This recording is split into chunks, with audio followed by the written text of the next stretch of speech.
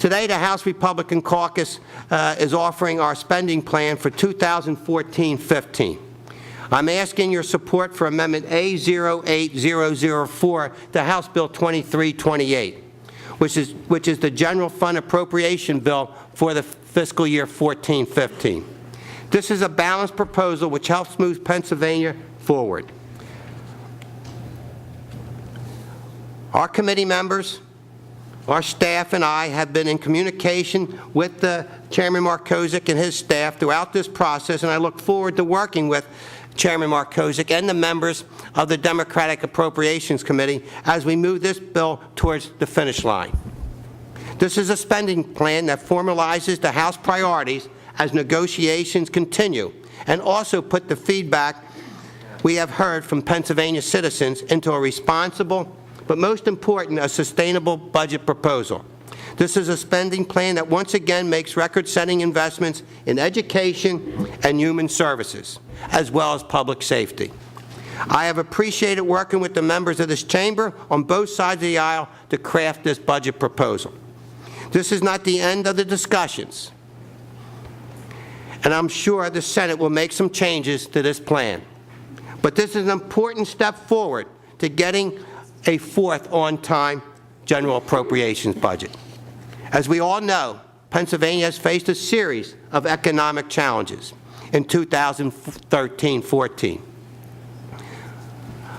From the loss of the well-publicized $322 million in federal FMAP contributions and the changes in the federal tax law that resulted in an anticipated decline in our PIT collections for this year, resulting in a total shortfall of over $570 million. This left Pennsylvania with a large hole to fill since the governor's February 4th budget proposal. House Bill 2383 has a total spend of $29.1 billion for the fiscal year 14-15. This is an increase in spending of $536 million, or 1.9% over last fiscal year. This budget is in balance and assumes a revenue growth of 3.2% for the fiscal year 14-15. This is the same growth that Independent Fiscal Office has projected in their June 16th official revenue estimates. In addition, there is a series of transfers, lapses, and other revenue options exercised to make sure that this budget will be in balance.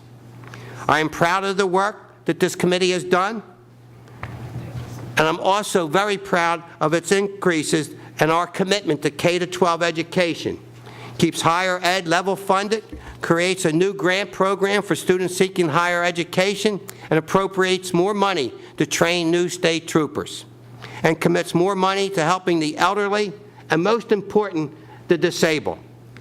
This spending plan commits the highest amount of money the state has ever spent on K-12 education at $10.3 billion. This is an increase of $323 million to K-12 education. Let us be clear.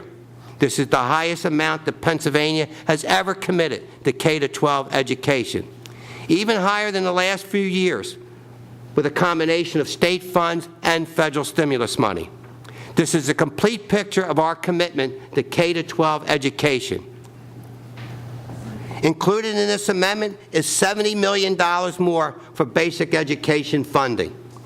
This amendment keeps the governor's original proposal of $20 million increase for special education. And I know many members on both sides of the aisle are very happy to see that commitment. Pre-K counts will receive an additional $8.7 million under this proposal that will help serve 1,453 new children. This proposal also adds an additional $10 million to the line item called Authority Rentals and Sinking Fund Requirements, also known as Plan Con. The House recently had a great debate about the amount of funding going into this line item. I'm happy to report an additional $10 million is in this budget, which helps our school districts pay for the building and infrastructure needs. I know this line item has been a priority for members. This general fund appropriation would see the Pennsylvania spends a total of $1.67 billion for all higher education-related programs. Penn State, Temple, the University of Pitt, Lincoln University, Thaddeus Stevens Institute of Technology, and all our state system schools and our community college, including their capital grant line item, will be level funded.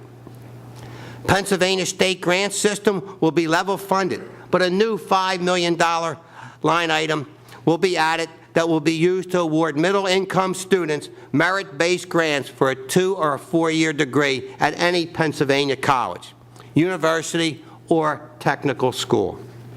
House Bill 2328 makes key increases to help those less fortunate, whether they are the elderly, the disabled, or the intellectually disabled. The Department of Public Welfare's budget will increase by a total of $177 million, or 1.6%. A large driver for this increase has been the implementation of the Affordable Care Act and other increasing federal mandatory costs. Included in this budget proposal is $13.28 million to provide home and community-based services to an additional 1,250 individuals with intellectual disabilities and autism. This is a truly historic and important investment. This proposal will also use $11.6 million of the new lottery funds, which will continue current services and expand services to 1,764 older Pennsylvanians.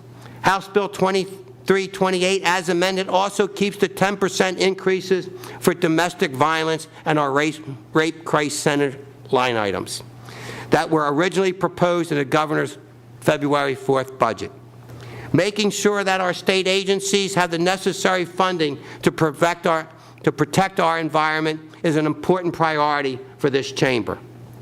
This budget commits an additional $10.4 million for the Department of Environmental Protection.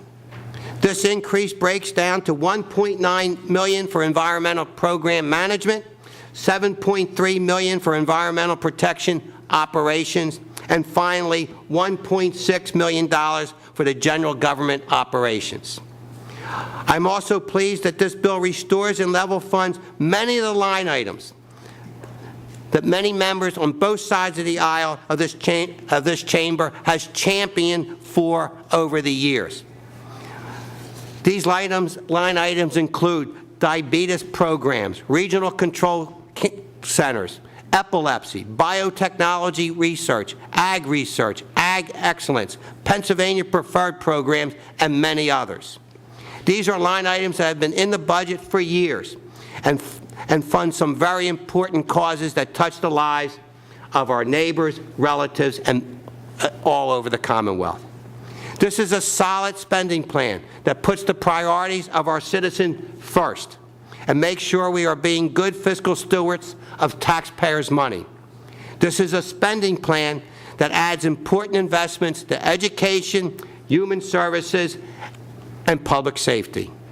I have appreciated working with the members of this chamber on both sides of the aisle in putting together this plan. This is not the end of the discussion, and I'm sure that the Senate will make their changes, and we will continue to negotiate with the administration and the Senate during this process. This spending plan reflects the budget priorities of our caucus as well as individual members. As we move forward with the negotiations, I'm sure that some things will change.